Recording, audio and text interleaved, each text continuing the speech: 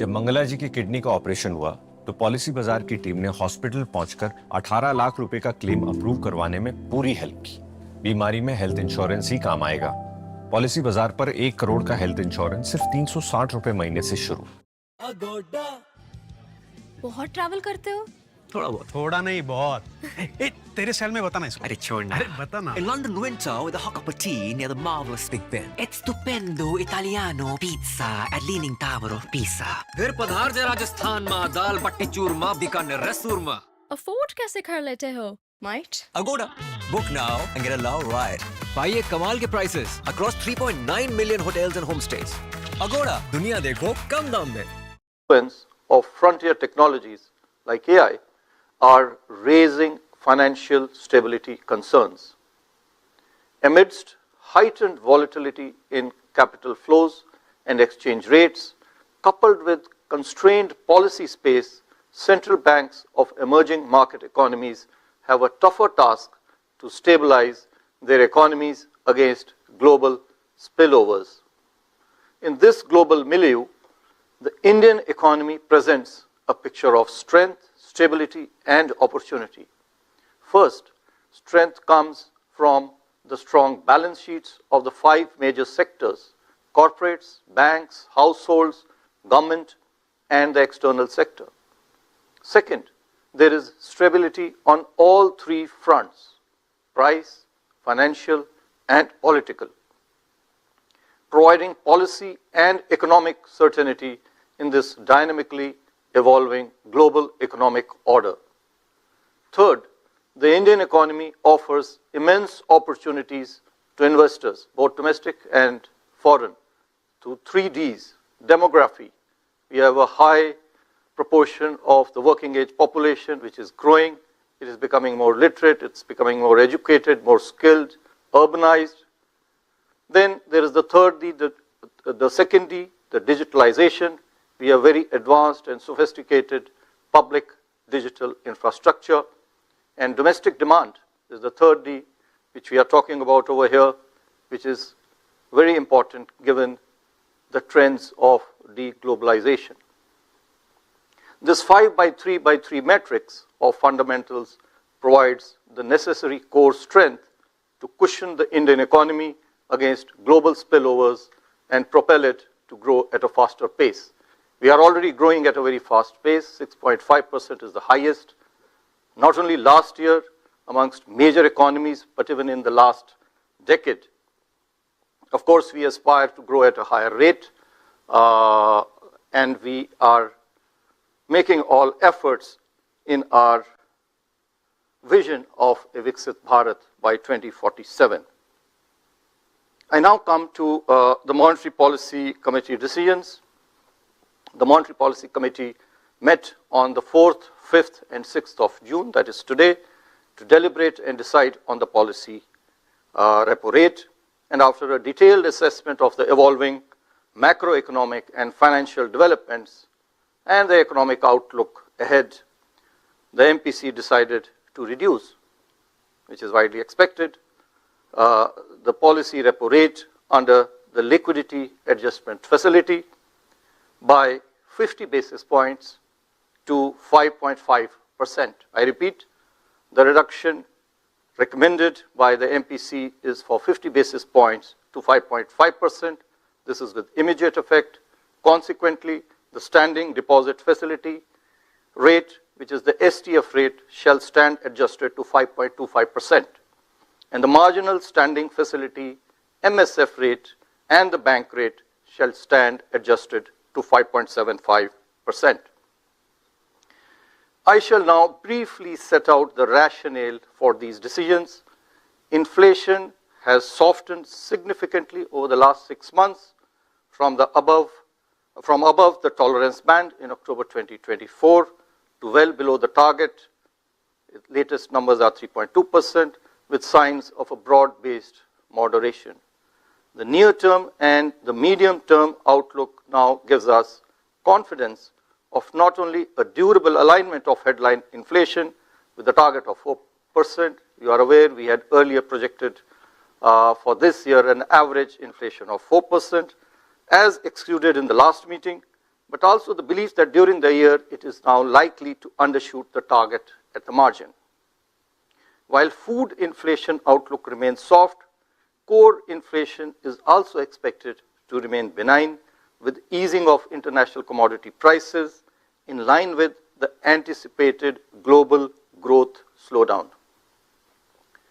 The inflation outlook, therefore, for the year is now being revised downwards from our earlier forecast of 4% to 3.7%. Growth, on the other hand, remains lower than our aspirations amidst challenging global environment and heightened uncertainty. Thus, the MPC felt that it is imperative to continue to stimulate domestic private consumption and investment through the policy levers to step up the growth momentum.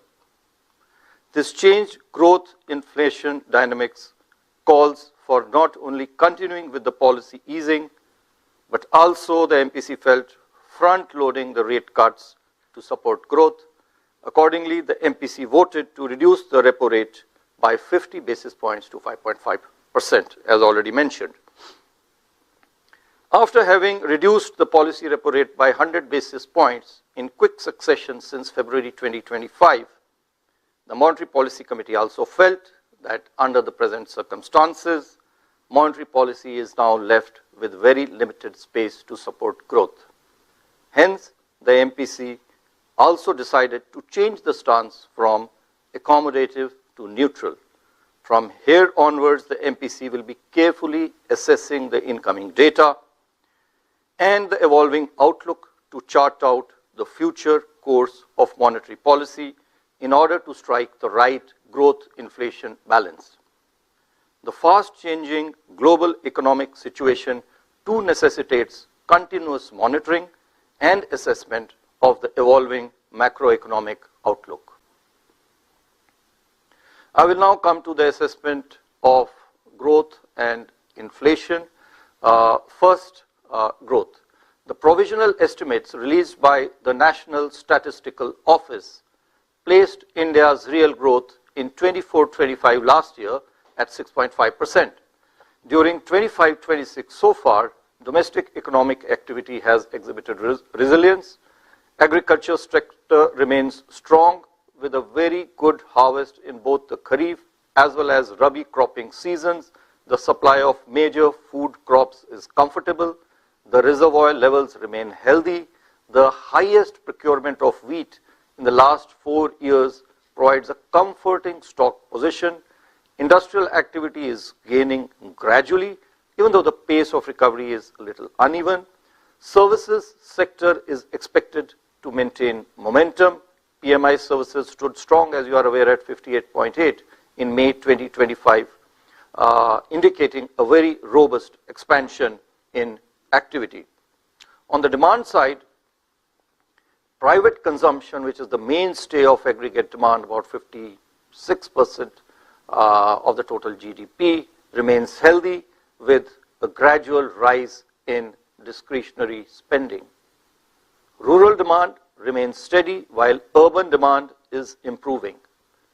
Investment activity is reviving as reflected by high frequency indicators that we track. Merchandise exports recorded a strong growth in April 2025. Of course, this could be because of some front loading, but this is after a lackluster performance in the recent past.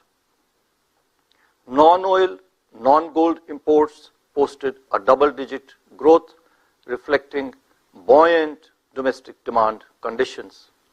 Services exports continue on a very strong growth trajectory. Both the last month's figures have been quite robust. Going forward, the outlook for agriculture sector and rural demand is expected to receive further impetus by the expected above normal southwest monsoon rainfall. On the other hand, sustained buoyancy in services activity should nurture revival in urban consumption. The healthy balance sheets of banks and corporates, governments the government's continued thrust on capex, elevated capacity utilization, improving business optimism, and easing of financial conditions should help further revive investment activity. Trade policy uncertainty, however, continues to weigh on merchandise exports prospects.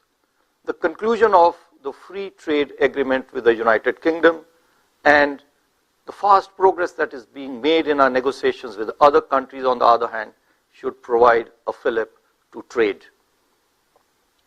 Spillovers emanating from protracted geopolitical tensions and global trade and weather-related uncertainties pose downside risks to growth. Taking all these factors into consideration, real GDP growth rate for this year 25-26 is projected at 6.5%. We continue with our earlier forecast with Q1 at 6.5, Q2 at 6.7, Q3 at 6.6, and Q4 at 6.3%. The risks are evenly balanced. I will now move to inflation. CPI headline inflation continued its declining trajectory in both March and April. The headline inflation moderated to a nearly 6-year low, in fact 69 months to be precise, to 3.2% in April 2025. This was led mainly by food inflation, which recorded the 6th consecutive monthly decline. Fuel group, which had been earlier witnessing deflationary conditions, there was a reversal of the deflationary conditions, and it has recorded positive inflation prints in the last 2 months of March and April. This is partly because of the hike in LPG prices.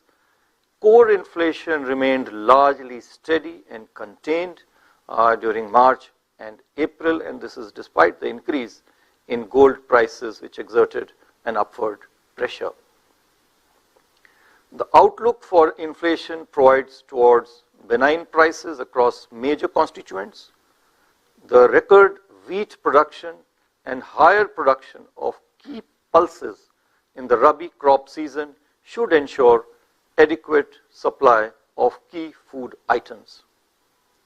Going forward, the likely above normal monsoon, along with its early onset, augurs well for Kharif crop prospects. Reflecting this, inflation expectations are showing a moderating trend, and this is more so for the rural households. Most projections point towards continued moderation in prices of key commodities. This includes crude oil, which is of critical significance to us.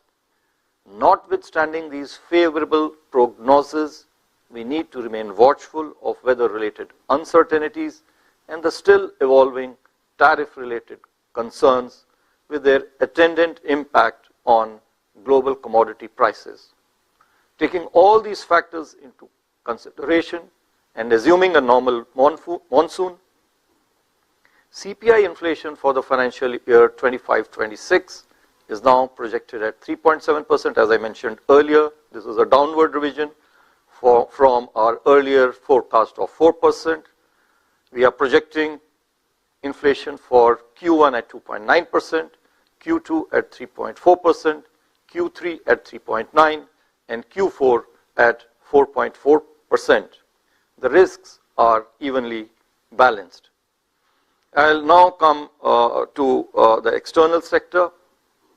With a moderation in trade deficit in Q4 24-25, alongside strong services exports and remittance receipts, the current account deficit for last year 24-25 is expected to remain low. We are yet to get the final figures.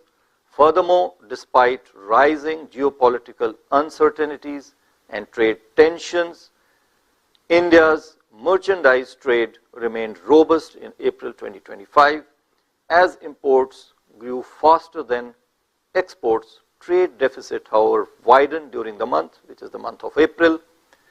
Going forward, net services and remittance receipts are likely to remain in surplus counterbalancing the rise in trade deficit. The current account deficit for this year, 25-26, is therefore expected to remain well within the sustainable levels.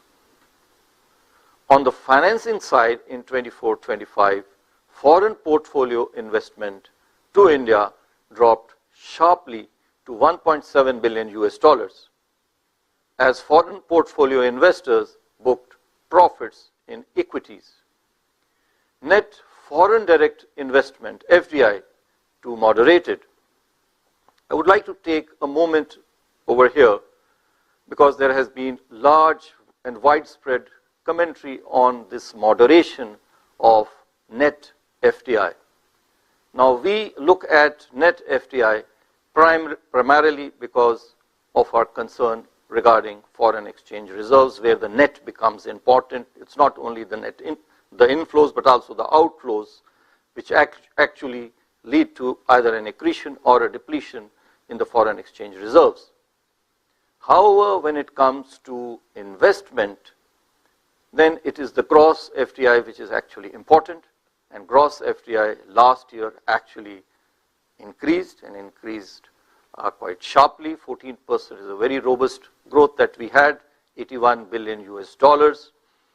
And so India continues therefore to be an attractive investment destination, despite there being a moderation, as we are seeing, in net inflows, which is primarily because of rise in repatriation, which is again which is a very good sign of a maturing market, where foreign investors can enter and exit smoothly, and at the same time higher gross FDI, which is again a sign of our large industrial and other companies going out and investing.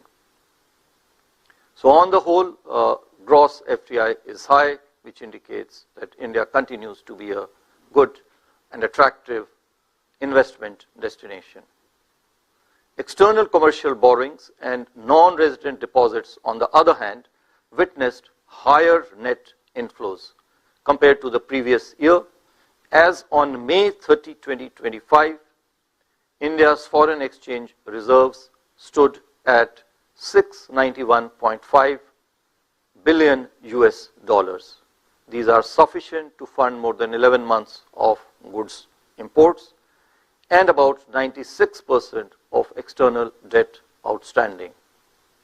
Overall, India's external sector remains resilient, as key external sector vulnerability indicators continue to improve. We remain confident of meeting our external financing requirements. Now I come to liquidity and financial market conditions. You are all aware that the RBI over the last few months, in fact since January, we have injected a lot of durable liquidity through various means, through OMOs, through the CRR rate cut, through the buy-sell swaps, OMOs, etc. A total of 9.5 lakh crore rupees of durable liquidity has been injected into the banking system since January. As a result thereof, after remaining in deficit since mid-December, liquidity conditions have transitioned to a surplus at the end of March. And this is also evident from the tepid response to the daily VRR auctions, which got a bid coverage ratio of only 0.26 in the recent past, and also from the high STF balances. They are averaging about 2 lakh crore rupees in the last 2 months, that is April and May. Similarly, reflecting the improvement in liquidity conditions, the weighted average call rate, which is the operating target for the monetary policy, this traded at the lower end of the LAF corridor since the last policy. The comfortable liquidity surplus in the banking system has further reinforced transmission of policy repo rate cuts to the short-term rates. However, we are yet to see a perceptible transmission, although there are incipient signs of transmission to the credit market, credit market segment, but it is still not perceptible, although we are aware and we need to keep in mind that it does happen with some lag. The Reserve Bank remains committed, as we mentioned earlier, to provide sufficient liquidity to the banking system. To further provide durable liquidity, it has now been decided to reduce the cash reserve ratio, the CRR, by 100 basis points. I repeat, we have decided to reduce the cash reserve ratio by 100 basis points from 4% to 3% of net demand and time liabilities. This will be done in a staggered manner during the course of the year in 4 equal tranches of 25 basis points each, coming into effect from the fortnights beginning September 6, October 4, November 1, and November 29 of this year, which is 2025. The cut in CRR would release primary liquidity of about 2.5 lakh crore rupees to the banking system by the end of November 2025. Besides providing durable liquidity, I would like to emphasize over here and highlight that it will also reduce the cost of funding of the banks, thereby helping and accelerating the monetary policy transmission to the credit market. I would like to reiterate that we will continue to monitor the evolving liquidity and financial market conditions and proactively take further measures as may be necessary for liquidity and for monetary policy transmission. I will now come to financial stability. The system level financial parameters of the scheduled commercial banks continue to be robust. The asset quality parameters, liquidity buffers, and profitability parameters have shown further improvement. The credit deposit ratio for the banking system at the end of December 2024 was at 81.84%. This is broadly similar to what it was a year ago.